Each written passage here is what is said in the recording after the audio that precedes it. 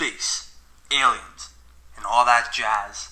What's up, fellas? It's your boy Sebastian here, bringing you another blessed episode of Conspiracy Chatter. Last week we had Sylvia in talking about the Illuminati, and today, alongside extraterrestrial expert Virginia Murphy, we're going to be discussing Area 51s and the aliens that the government may or may not be hiding from us. What's up, Virginia? Thanks for coming in. No problem.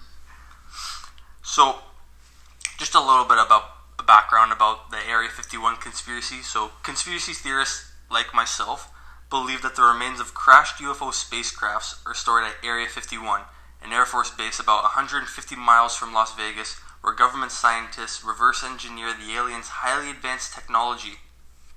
Reason for this has come from a variety of supposed UFO sightings in the area and a testimony from a retired Army colonel who says he was given access to the extraterrestrial materials gathered from an alien spacecraft that crashed in Roswell, New Mexico. Some believe that the government studies time travel at Area 51, also known as Groom Lake or Dreamland. Ooh.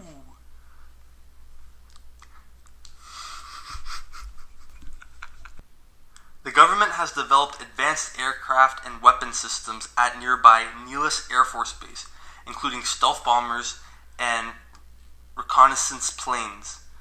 And the government's official line that details of Area 51 are classified for purpose of national security is only seen as further proof that the military is hiding aliens or alien spacecrafts.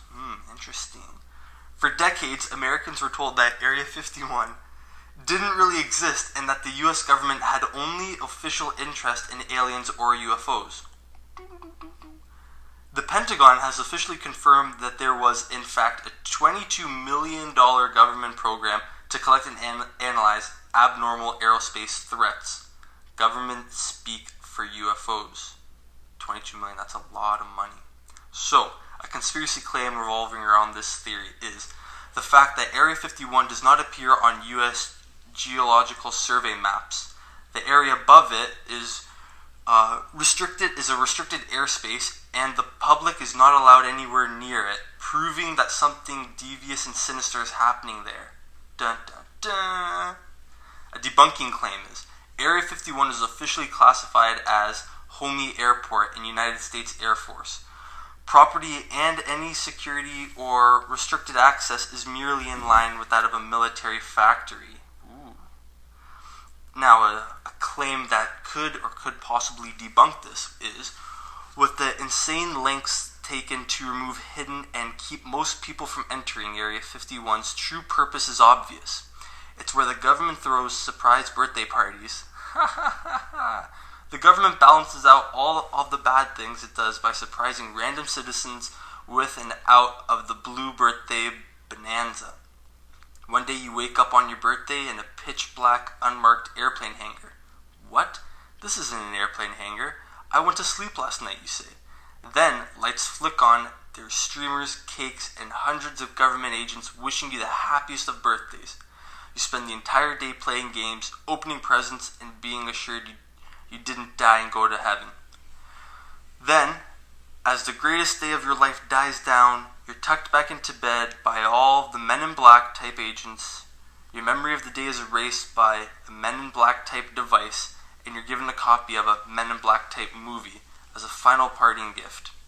It explains why everyone has a birthday we can't remember, and why we all have a DVD of that generic Men in Black movie. Interesting theory. Don't think it's true? I think they're hiding aliens, not secret birthday parties, if you ask me. So, Virginia, being the expert, a couple of questions for you now. Alright. What's your take on this theory? Well, I have watched a lot of videos of people trying to break into Area 51, and they've said and seen a lot of things. So basically, it's got aliens there. I don't know. That's basically what it's got. But from what I've seen in my research, is that a lot of people think that it's hiding aliens because it's unknown as to what's there. People just make up things because they want to know. So, that's my take. So they're definitely not doing birthday parties, is what you're saying? I don't think so. I would have to agree with that, but you're the expert, not me. This theory, so you would say it's real. because we don't know what's happening there? Well, we know that the area is real because of all the videos on YouTube that people have posted of all the snipers and all the people holding machine guns around the area. So yeah, it's real. Heavily fortified, kind of like a castle in the medieval ages. So if it is end up real, what do you think is the government's purpose with all this alien tech? Purpose? I don't know. Maybe just to discover what's really out there. You think they're using any of their technology to make any new technology in modern day? Who knows? I mean, why hasn't there been a third world war? Maybe there's something that the U.S. has that nobody else has. Interesting. So here's just a completely awesome question. Time travel. Let's say the aliens have it. Who's to say our government doesn't have it now? Who's to say? If they have time travel, do you think they've used it already, or they're waiting for the right moment? Ooh. I'd say waiting for the right moment. That would be a good guess. Alright, so just a little bit more here about the theories that in November 1954, President Dwight Eisenhower of the USA approved the secret development of a highly eluded Renaissance aircraft called the U-2 program. That's U-2 program. One of the first orders of business was to track down a remote covert location for training and testing. They found it in the southern Nevada desert near a salt flat known as the Groom Lake, which has once been a World War II aerial gunnery range for Army Air Corps pilots. U-2 testing began in July 1955, and immediately reports came flooding in about identified flying object sightings. Many of these sightings were observed by commercial airline pilots who have never seen any aircraft fly at such high altitudes as the U-2, whereas today's airliners can soar as high as 45,000 feet. In the mid-1950s, airlines flew at altitudes between 10,000 and 20,000 feet. Known military aircrafts could get to 40,000 feet, and some believed manned flight couldn't go any higher than that. The U-2 flying at altitudes in excesses of 60,000 feet would have looked completely alien. So, 60,000 feet, that's pretty high. A lot higher for today's time, a lot higher for back then. What do you think? Aliens or just super awesome American airline flights? Well, something that I read was that a lot of people are mad about these conspiracy theories coming out because they want it to be known to be all American and the American made good craftsmanship airplanes and fighter planes. Here I have a quote from Merlin, who says, "Some are even mad because they worked on these things and built these amazing planes. This is Earth technology. You got folks claiming it's extraterrestrial when you know it's a really good old American know-how." Interesting. So it's the Americans taking claim and responsibility for something that isn't theirs, essentially? You could say so.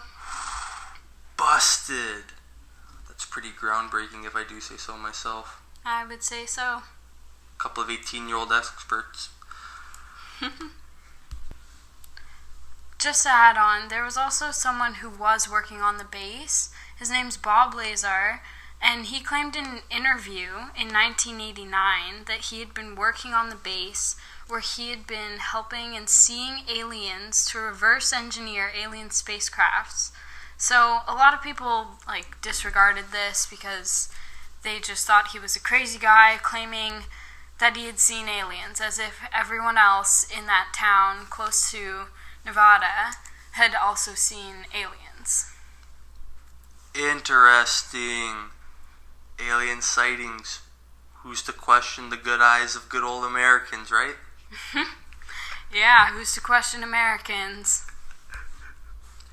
Today, Area 51 is still very much in use.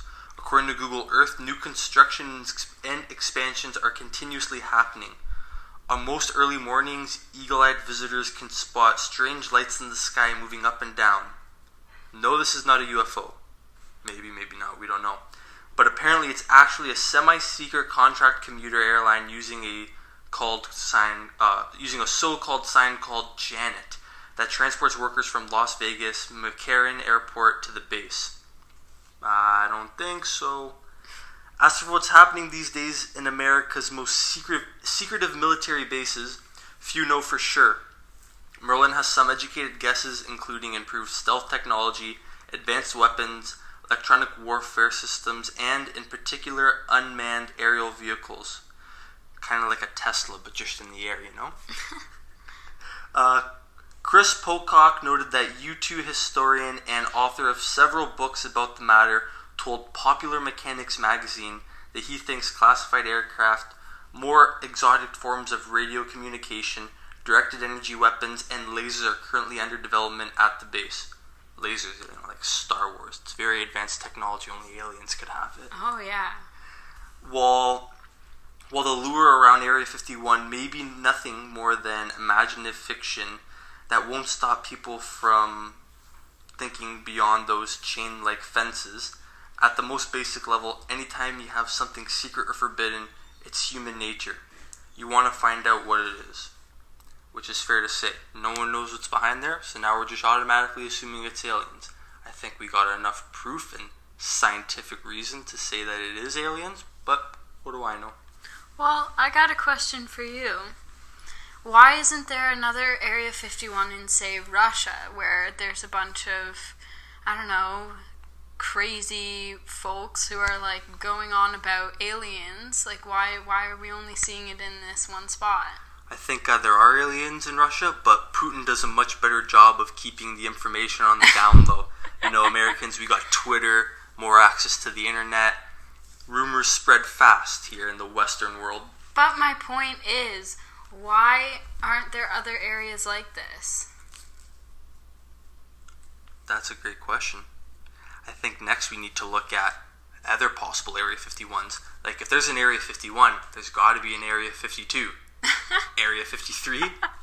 Area 77? Who knows? All with aliens. All with aliens. No question. Alright guys, I think that just about wraps up this epi of Conspiracy Chatter. Virginia, want to give the listeners at home a brief summary about what we talked about here today? Oh yeah, sure.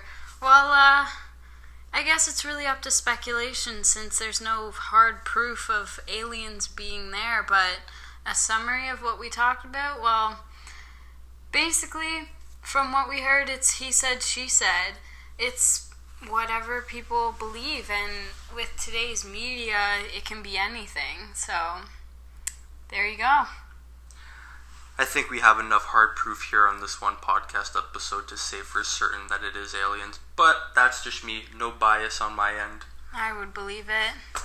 Anyways, special thanks goes out to Virginia for coming here today. I know you're busy as an extraterrestrial expert. We really appreciate your time. And stay tuned for next week's episode. And until then, peace out, world.